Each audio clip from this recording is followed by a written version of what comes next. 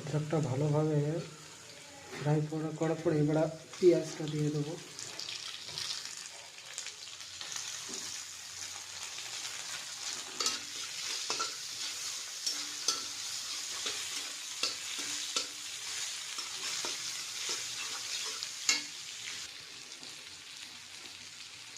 Tomato কান্দা fry করার পরে এবার ঢেঁকি মিরচি হালকা দিয়ে দেবো,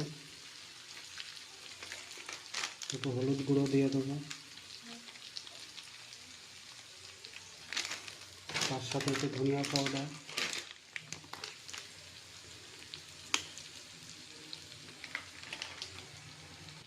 পালকটা ভালো করে ফাইন করার পরে ভালো করে ধুয়ে এবারে দিয়ে দেবো।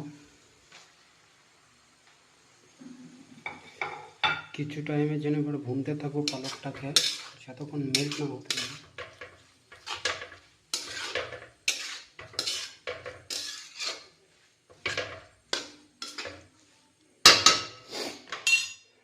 পালকটাকে এবার একটু কিছু টাইমের জন্য ঢেকে দেবো।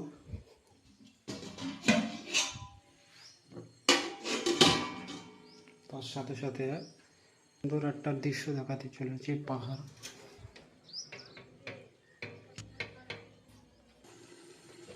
মাঝে মধ্যে পালকটাকে একবার করে নেড়ে দেবো। সুন্দর এবারে বসতে লেগেছে পানি অনেকটা।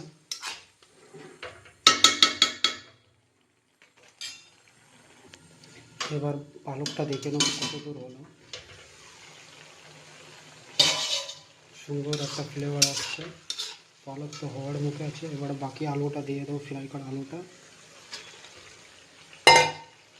আর কিছু টাইমের জন্য ভুনতে থাকবো, বা সবজি পুরো কমপ্লিট করে হয়ে যাবে।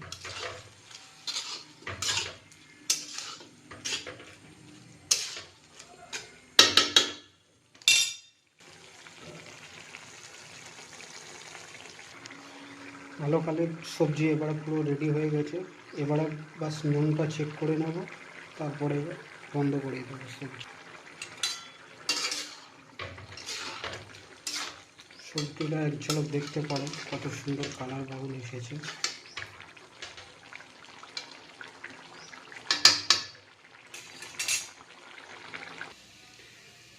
পালক আলুর রেসিপিটা যদি ভালো লেগে থাকে অবশ্যই একটা লাইক করে যাবেন। লাইক সাবস্ক্রাইব করতে ভুলবেন না অবশ্যই।